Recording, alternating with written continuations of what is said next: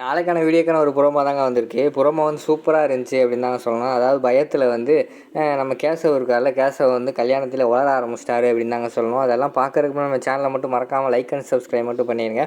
First எடுத்தோடனே கல்யாணத்தில் வந்து ஏதோ உளறிட்டாருன்னு நினைக்கிறேன் நம்ம கேசவ். உடனே நம்ம ஆதிக்கு வந்து கோவம் வந்துடுது. தனியாக ஒரு கார்டன் ஏரியாவில் கூப்பிட்டு வச்சு, என்ன கேசவ் என்ன பேசிக்கிட்டு இருக்க, ஏன் இப்படிலாம் பேசுகிற அப்படிங்கிற மாதிரி கேட்குறாரு.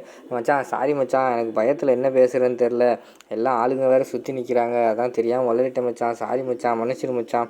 அது மட்டும் இல்லாமல் நீ சொன்ன பொய்யை எப்படி மறைக்கிறது என்னன்னு எனக்கு தெரியல மச்சான், எனக்கு ஒரு மாதிரி இருக்குது, எனக்கு கையும் காலும் வரவே இல்லை, என்ன செய்யனே தெரியல மச்சான் அப்படிங்கிற மாதிரி சொல்லிக்கிட்டு இருக்காரு. டேய் கேசவ், ஏன்டா இப்படியெல்லாம் நீ பேசிக்கிட்டு இருக்க, உனக்கு தான் சொன்னோம்ல, உனக்கு லதா வேணுமா இல்லைன்னா அந்த பொய்யை நீ வந்து உண்மையாக்க போகிற, அதுக்கு மட்டும் நீ பதில் சொல்லு அப்படிங்கிற மாதிரி சொல்கிறாங்க. டேய் மச்சான், அதெல்லாம் முக்கியம் இல்லைடா அப்படிங்கிற மாதிரி சொல்லிக்கிட்டு இருக்காங்க. இங்கிட்டு வந்து பார்த்தா இங்கிட்டு இருந்து அந்த லதாவோட தாய் மாமா இருக்கார்ல, அவர் வந்து மறைஞ்சு நின்று பார்க்குற மாதிரி காட்டுறாங்க. மச்சான் எனக்கு எப்போயுமே லதா தான் வேணும் மச்சான், ஆனால் இருந்தாலும் எனக்கு மனசு உறுத்தலாகவே இருக்குது அப்படிங்கிற மாதிரி சொல்கிறாங்க. டக்குன்னு அப்படியே சொல்லிவிட்டு லேசாக இங்கே திரும்பி பார்க்காரு கேசவ். அந்த செடிக்கு பக்கத்தில் லதாவோட தாய் மாமா நிற்கிறத வந்து பார்த்துருக்காரு. மச்சான் அங்கே பாரு மச்சான், இப்போ கூட ஒரு தடியை நம்ம பேசுகிறது கூட ஒளிஞ்சு நின்று பார்த்துக்கிட்டு இருக்கான் மச்சான், எனக்கு என்னமோ பயமாக இருக்குது, சுற்றி நிற்கிற ஆளுகள் எல்லாம் பாருமே நல்லா எவ்வளோ தண்டி இருக்காங்கன்ட்டு, நல்லா குண்டாக இருக்காங்க மச்சான், போட்டு அடித்து பின்னிடுவாங்க போல, எனக்கு ரொம்ப பயமாக இருக்குது மச்சான் அப்படிங்கிற மாதிரி சொல்லிக்கிட்டே இருக்காரு.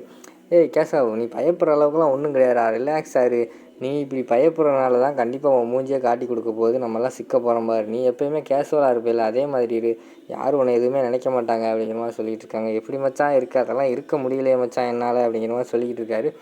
அந்த நேரத்தில் பார்த்தா அங்கிட்டிருந்து ஒரு வண்டி சவுண்டு, ஆரன் சவுண்டு கேட்குது.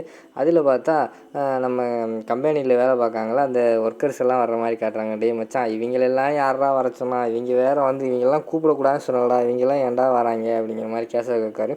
நான் தாண்டா வர சொன்னேன், ஒரு கம்பெனியோட எம்டிக்கு அங்கே வேலை பார்க்குறவங்க வரக்கூடாதா அப்படிங்கிற மாதிரி சொல்கிறாங்க. டேய் ஏற்கனவே நான் பிரச்சனை இருக்கேன், இவங்க வேறையாடா அப்படிங்கிற மாதிரி சொல்லிக்கிட்டு இருக்காரு.